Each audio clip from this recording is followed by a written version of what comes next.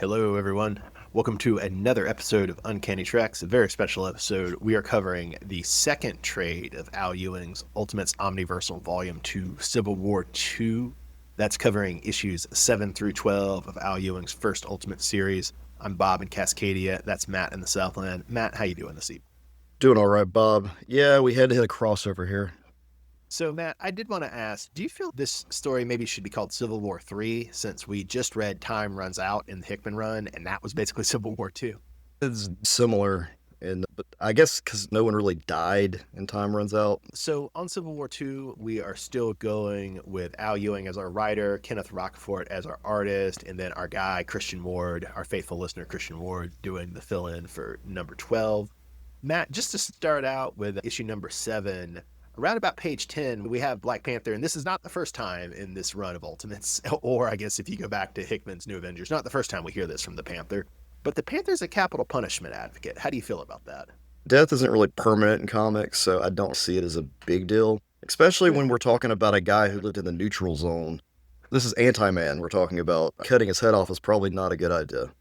That would be a really amusing argument to bring up in a superhero comic. I don't know if I've ever seen anybody bring it up, but the argument of, look, death isn't real. It's not permanent. So who cares? Yes, just kill him. He's just going to come back later and do the same thing, so you're not solving the problem.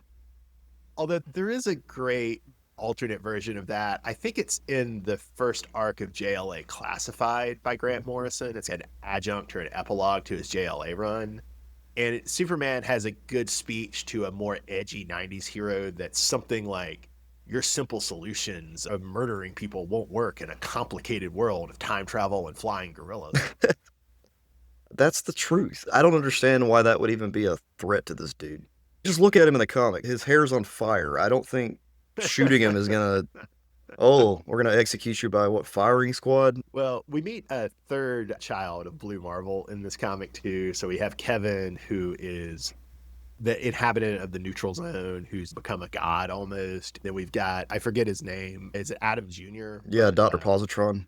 Dr. Positron, aka Blue Marvel Jr., is what I prefer to call him. He's not in these issues, but he's in the other Ewing Avengers comic, New Avengers AIM. Here we've got Adrienne, and she's working for Project Pegasus, which is a secret Marvel thing that I think was big in the Thing team-up comic, Marvel 2-in-1, but honestly, I'm not familiar with Project Pegasus. I don't really know its deal, but she's working for Project Pegasus, and she has a phrase I thought was interesting. She describes it as a post-superhero world they live in, which is interesting because it can mean two different things. It can mean living in the world after superheroes have emerged, which is an interesting enough concept of post-superhero world. But also, one wonders is maybe that's Project Pegasus's goal, is to eventually create a post-superhero world, which is to say, not a world after superheroes are introduced, but a world after superheroes are gone. Right. And this is where, Bob, we are introduced to the ISO piece I brought up in our last episode, where the ISO 8 is being built within the Pegasus project or being collected. Some sort of video game currency? Yeah, but it has a whole separate. I don't even know if they're related, but it's the same name. So it threw me off. Maybe it's just meant to be an Easter egg. Probably, but it's literally the stuff that makes up the Cosmic Cube. And Blue Marvel mentioned it in the first issue, the beginning. It's called Neutronium, was what he called it. He pulled it from the neutral zone. It's the stuff of dreaming, Bob. The stuff. It's what dreams are actually made of. Take that. Neil Literally.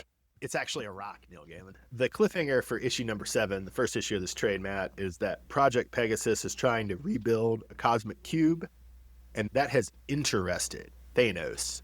Q title, Finger of War. Oh yeah, here comes Thanos, and he's got a plan. It involves cubes. To begin with, in issue number 8, Matt, we have the one-page recap, which in these issues is formatted as a character talking at the camera. Not my favorite choice, but fine. But then we do have a second page of Captain Marvel talking straight to the camera in the panel. I thought that was a bit much. Then, Bob, on the next page, you find out she's talking to Black Panther. It was a cop-out. Then we're setting up this flashback, right? Although I'm an idiot, and the first time I was looking at this, I didn't catch the montage effect here. I didn't catch that this is a flashback. So we see how the Ultimates formed before the events of the first trade. It's interesting because we saw Black Panther and Blue Marvel really not care for each other at the end of Mighty Avengers. But here it sets up that, okay, Panther does have respect for Blue Marvel. He is the one who recommends him to Captain Marvel for the formation of the Ultimates. And this doesn't come up at all, but I would jokingly suggest perhaps Black Panther dislikes Blue Marvel because he knows that Blue Marvel is boys with Namor, which we saw in the Blue Marvel mini. Anyway, all that brings us to the present of the Ultimates, where Panther and Blue Marvel are bros, although not without tension, because Blue Marvel gets disturbed every time the Panther mentions the possibility of killing something. Exactly. And I'd point out something, Bob, that on the third page, the first thing it says, but it's hard to see, it says months ago. I didn't catch it which either. I missed that. I didn't catch that either. So trust me, it's not just you. A coloration thing, maybe? Something's going on there. I missed that as well. Matt, did this flashback give you the strong feeling that even though they're adamantly trying to not be the Illuminati, in a sense, the Ultimates are recreating the Illuminati? Oh, totally. You get that feeling because they're not as transparent as they should be, even though they have government watching them. In their defense, they're probably more transparent than the government, but nonetheless. True. We do see some shady white guys from the government in this comic too, from the American government, which is nice. One of them does have a line that I thought was marvelous. The line was, "We don't know if Miss America is loyal to this dimension, let alone this country." Just because her name's Miss America, Bob, doesn't mean Can't assume, man. she could be Russian. She could be Russian. It sounds like the name a Russian would take on. Matt, had you heard of Civil War II? Were you at all familiar with the premise of Civil War II? I wasn't, and I think in my brain, Bob, I feel like I remember when it dropped, I was like, they're only doing this because the movie's coming out and they want to have something tied to it. For sure. So my understanding, which might be wrong, is that, and this is somewhat established in later issues, is that we have this Inhuman Ulysses. He has prophetic visions. And Captain Marvel wants to use these prophetic visions and to take preemptive action to avert them or to punish the people doing bad things in the visions. This makes her the Tony Stark in the original Civil War, but Tony Stark is uncomfortable with this, so he becomes the Steve Rogers in the original Civil War, and he's opposing Captain Marvel's preemptive strikes based on Ulysses' visions. Ewing seemed to hit the high points in the comic, with us knowing James Rhodes is killed by Thanos. Which is the big motivation. That's Carol getting so preemptive, because she and Rhodey are friends than lovers. Captain Marvel relied on Ulysses' ability. His power set is that he can forecast the future. The keyword there is forecast. Because think of a weather forecast. I'm not sure how that's handled in the Civil War book by Bendis, which I've never read. But it seems the way it's handled in this tie-in, it seems like at first Captain Marvel assumes that these are unassailable visions, then doubt gets cast, and like you say, the word forecast becomes more appropriate. She's right. He's not wrong some of the time. Then, as we see as the stories continue, he's made a few mistakes. Another bit of trivia, Matt, that's relevant to this issue is that at this point, Medusa and Human Torch are banging in the Uncanny Inhumans book. This is all pretty sleazy, since Torch used to be a thing with Medusa's little sister, Crystal. I still can't get past Human Torch and the Thing's girlfriend that wasn't really his girlfriend being together. So Human Torch will just do whatever he wants. He doesn't care. He's a horn dog, bub. As we saw in that late issue of either Fantastic Four or Future Foundation by Hickman, Human Torch maybe went on dates with Mary Jane. It was ambiguous. I'm glad you did clarify this here, Bob, because that line seemed important for some reason. Now I understand why. I forget how she actually says it, but she sort of ponderously implies that she has influence over Johnny. You know, Human Torch, so does everybody else. He's not special. But it is special. They're hooking up. Well, as Captain Marvel wings her way to becoming the tyrant Tony Stark in Civil War, Matt, do you like the fact that she now has a Nick Fury look? Having a white bandage over one eye and having a black eye patch, those are two different looks. Matt, do you like how Thanos being imprisoned here parallels the Illuminati imprisoning him in a black site in New Avengers? I also like how they didn't learn from the Illuminati and put them in the same place under the Triskelion. Could y'all not move them somewhere else? Yeah, maybe outside of New York City. I got an idea. Let's stick them right here, not on the moon or something. In any case, Matt, Thanos is preparing for his move after the Ultimates. Cue title, Sacrifice Play. Sacrifice play sounds like some weird fetish. or a chess move, but Oh, yeah, either okay. one. All right, So Bob. Issue issue number number 9. I 9, just got one question for you. What the hell is the infinite? an astronaut for infinity. Okay. He just knots around. Let's. My big question for you for this issue, your question is, are you more disturbed by the fact that Hawkeye preemptively assassinated the Hulk, or are you more disturbed by on page 11 we see a naked Hulk? We had naked Blue Marvel in the previous run, so now Yeah, we've got naked Hulk sex or here. violence, Matt? What makes you more nervous, sex or violence? I don't know. Big naked Hulk's pretty disturbing. It means he's Yeah, so mad it's he didn't pretty even take disturbing. time to put pants on. Yeah, we're Americans. We're more disturbed by sex. Violence is fine. It's A-okay. We can shoot whatever we want. This is the big event, I think, from Civil War II that precipitates the Civil War, is that based on a Ulysses vision, she's trying to capture Bruce Banner, and Hawkeye exceeds his directions and just executes Bruce Banner. So there is an issue somewhere where Hawkeye shoots Hulk in the head. It's an issue of Civil War II, pretty early, yeah. Why has no one thought of that before? It's a special Hulk killer. In the notes, Bob, I wrote a joke. Oh, it was with an anti-Hulk character. Wow. Okay. I figured they would have gone with something different, but they got the weakest Avenger destroying the strongest. I think mostly the writer for Hawkeye wanted to write a Hawkeye on the Run series. Okay. But it's also, maybe it is supposed to be David and Goliath, right? I'm going to have to Wikipedia Civil War II at some point because I really don't want to read it, but I want to know what's going on. So I'm going to go back and. I like Brian Bendis. If a Brian Bendis comic is worth reading, I will tell it. Yeah. I've read plenty. Civil War II is not Bendis at his best. So the cliffhanger for this issue, for issue number 9, is that Thanos appears to an imprisoned Anti-Man as Q title, a voice from the dark. I love it too because in this last panel, he's drawn like he belongs in an Archie comic. He's an Archie comic. I like that this arc does make Thanos a satanic Mephistopheles figure, right? Tempting Anti-Man. That's a good way to do Thanos. Recalls how Mephisto treated Thanos himself in Infinity Gauntlet. Matt, in issue number 10, over the course of the early pages, especially on page 8 in issue number 10, we see that Blue Marvel, Miss America, and Black Panther all have reservations about Captain Marvel. Then these reservations climax when Miss America just does a chair shot on Captain Marvel. So I wanted to ask Matt, do you think chair shot should come over into superhero comics more, or do you want him to stay in pro wrestling? Oh, I love to hear. And I thought it was perfectly appropriate because Carol Danvers needing a briefcase from some random citizen and then having her arrested. What was going on in this comic? I was thrown a little bit of a loop here in this issue. Matt, I would say if every ICE agent who detains a person without any due cause at all just got a chair shot, we live in a better country. That's a great idea. And that chair shot should be a job that pays money. That should I want $100,000, $50,000 sign-on bonus to be the chair shot guy. Can I get some student loan forgiveness for that chair shot? Every chair shot you give is $1,000 off your student loans. Oh man, vote for me. I try to give 85 chair shots. I'm not that bad, Bob. I've got about 15 chair shots. Only about 15 chair shots. That's because some of my chair shots were forgiven for indentured servitude. I will say, Matt, we have a reference on page 16 to the Platonic Wars. I'm unsure if that's a great joke or a terrible joke. I would be okay with it. It's a little cringe, but it's okay for this. Another thing I absolutely loved in this issue is that Black Panther is just standing there passively while Miss America fights the other Ultimates. And I forget the specifics, but I believe Captain Marvel chides him for this, and I'm not doing nothing. I'm observing. He's being smart. He's standing back and letting take place what needs to take place. He doesn't want to get involved. This is why Black Panther is one of the better characters in Marvel.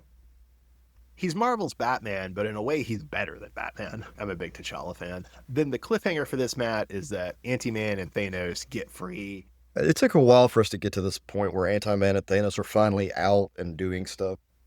But we had to have the build-up. We did. As we start issue number 11, I did want to observe that it's a really interesting fact about this team that everybody on this team, in terms of physical powers, is way, way overpowered, except Black Panther. I don't know that any of them can necessarily beat Thanos, but all of them could plausibly have a one-on-one fight with Thanos, except for Black Panther. Yet, Bob, the cover of the issue has Black Panther kneeing Thanos in the chin. Sometimes you got to do it. So he's not afraid. No fear in that man. But you got to love, Bob, on page 4, we're reintroduced to Thanos' love of death. And if you remember way back in Was it Infinity Gauntlet? He had a big crush on Death. But here you see the entire transition of Death from being hot to being a scary void in all of one panel. It's funny because we found out at the end of the first trade of the Ultimates, right, that he switched his allegiance from death to nothing. It's symbolic. It's symbolic, yeah. We also have another neat echo of Hickman, which I never tire of pointing out, where Auntie Monica echoes Hickman on page 14 in issue 11, where she says, if we fight, everyone dies, but we're the Ultimates. We solve problems. I thought that was a nice reply to that. They have solved some pretty amazing problems, Bob, and one of the problems they do solve is how to defeat Thanos. It's dumb the way it's set up because they build a machine really quick during a fight, which I'm always saying, you don't have time to do that. But they do make this machine quickly, and it builds a barrier around Thanos' brain so that he can't communicate with his body. That's brilliant. Pretty smart. So that gives us a cliffhanger, which is the Ultimates are standing over a defeated Thanos, and they are pondering the title. Issue number 12, I guess my first question I wanted to ask. So over the course of this series, the Ultimates have defeated Galactus. They've defeated Ant-Man. They've defeated Thanos. But the one opponent they could not defeat, Matt? Who? Obama. He's not happy with the Ultimates, Bob. And you know why? Because there was a blue wave running through the earth at that point. Big old blue wave. It's blue wave year, which is very, very ironic to read this in 2026, which is projected to be another blue wave year. I would like to compare the blue wave to an annihilation wave, maybe. I don't know if you like they similar, different, opposite. How do we feel about that, Bob? I feel like comparing the blue wave to the annihilation wave gives the blue wave entirely too much credit, because an annihilation wave may actually changes things, Matt. There you go. May not change it for the better, but it actually changes things. I don't know that you could say that about a blue wave. You lived through the 2008 blue wave. You remember any changes, Matt? No, Bob, I don't remember any changes. My multiverse stayed the same. Well, wait, did the blue wave bring COVID, though? That's a question. Some might say. Well, Matt, we do arrive at a point in this comic where Captain Marvel and Black Panther now hate each other, which, honestly, that's a neat status quo. I like Captain Marvel and Black Panther a lot, but it makes sense for me just generally that those two as characters would hate each other. It is, Bob. But for listeners, don't worry, because I've already slid into Ultimates 2. It's going to be okay. All right. Then we have the main point of this issue in some ways is Captain Marvel reconciling with Miss America. And Captain Marvel goes to meet up with Miss America and reconcile. We see that Miss America is out with her girlfriend, and Kate Bishop is telling Miss America's girlfriend about a great moment from Kieran Gillen's Young Avengers, where, if I'm remembering the line, it's Miss America turns to Kate Bishop and says something to the effect of, "Princess, you're not that straight." This then leads Bob to Captain Marvel and Miss Marvel going to a different universe that has been overtaken. Showing Captain Marvel all the universes where people embrace preemptive action based on forecasts and how bad it went and how dystopian it got. Correct. So they go to this world and they decide to just kick some Doombots. That's really cool. Matt, this issue is drawn by our guy, Christian Ward, a faithful listener of the podcast, at least of one episode. And I wanted to ask, did you have a favorite panel from Ward in this issue? Definitely that. Captain Marvel and Miss Marvel beating up the Doombots. That was my favorite. Nice. So we've had a background character in this arc, and his name is Philip Nelson Vaught. And I tried to not talk about him because I just didn't feel like there was much to say about him. But on page 17, Christian Ward draws Vaught straight like he's Gary Oldman in Tinker Tailor Soldier Spy, which is one of my very favorite movies, and it's a very cool visual. So I had to break my rule about not mentioning this menacing spy bureaucrat in a suit to mention how cool that image was. The whole thing with Vaught throughout these issues is he's the man in the shadows. He's tasked with monitoring the Ultimates to make sure they don't do anything that the government doesn't like, which they fail at. So they bring in these other guys, the troubleshooters. Who are these people, Bob? I was not sure. Okay, because anytime we introduce random characters, I'm like, should I know who these people are? They're not even in Marvel Snap. That's pretty bad. I don't know Kathy Ling, Colonel Jim Tinson, Terry Jessup, Colonel Dion McQuaid, and Simon Rodstow. They all have specialties, too. I guess this was a team they were trying to, like, it almost has that, like, Suicide Squad feel to it. I think Ewing's trying to create the sense of a menacing government team to be antagonist to the Ultimates. That threw me off a little bit with this final issue. That makes sense. And Vought also is monologuing a bit about the U.S. government getting like back in the Avengers game, and that might be teasing where we've talked that the first Sunspot Avengers book is New Avengers AIM, but at some point that book relaunches as U.S. Avengers, where it's like they've shifted from being aimed back under US Aegis. So I don't know if Vought is talking about that second Sunspot Avengers book, US Avengers, which would have been launching at about this time. Anyway, Matt, that cues the title, After the Fall. After the Fall. But epilogue After the Fall. We do. Galactus has a new Herald of Life. I wonder who that could be. Who could it be? Is it the Anti-Man? I do believe it is. Yeah, but two guys getting reformed, Matt. Two guys getting... Just two dudes reforming, feeling good about themselves and recreating Earths and just doing good stuff. Is he still going to call himself Anti-Man, though? That's the real question. That is the real question. Or is he just man? Maybe he's Pro-Man. Pro-Man. There you go. I like that. Pro-Man. That's just about as good as Dr. Positron. Honestly, I think it's better than Dr. Positron. So, Matt, we'll see what we think when we finish Ewing's next Ultimate series. But at this point, do you think we should rank this with Mighty Avengers, since there's so much through lines with Blue Marvel and even with Black Panther from the end of Mighty Avengers to this? Or do you think we should keep it separate from Mighty Avengers? We should 100% keep it separate because they are different books, in my opinion. You see more of the through line. I'm just, okay, yeah, some of the same characters are there, but this whole setup with the Ultimates is a different concept than what we saw with Mighty Avengers.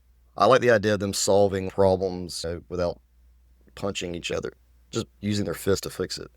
It's a nice remit for a super. Whereas book. Mighty Avengers, oh man, those tie-ins really tore it up. But on top of that, it's more street level. You're missing a lot of the characters from Mighty Avengers, especially Luke Cage.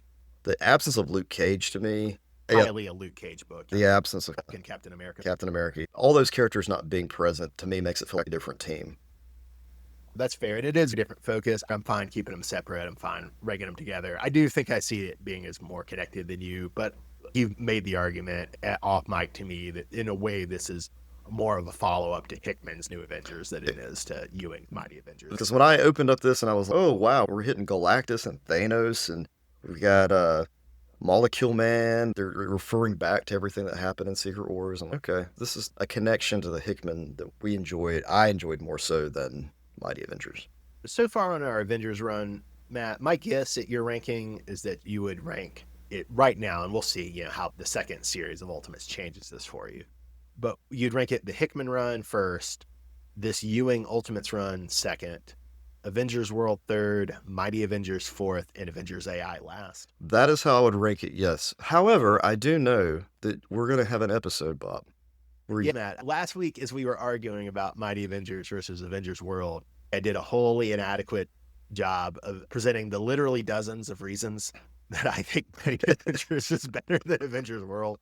So next week, listeners, we're going to cover Ewing's second Ultimate series in 1 or 2 issues. And then we're also going to do a short episode where we relitigate the differences between Nick Spencer's Avengers World and Ewing's Mighty Avengers. We decide if my strong feeling that Ewing Mighty Avengers has to be ranked above Avengers World is justified. We'll make that decision, Bob. And, if you're listening, please feel free to chime in on any of our social media. If you have a preference, we'd like to hear it. All right. Well, thank you for listening, listeners. Join us next week as we take on the second Ultimate series from Al Ewing and we continue this Hickman-Ewing Odyssey. Join us also as we continue and intensify the debate about Ewing's Mighty Avengers versus Spencer's Avengers World. I'm Bob in Cascadia. That's Matt in the Southland. Have a great night, everybody. Thanks for listening.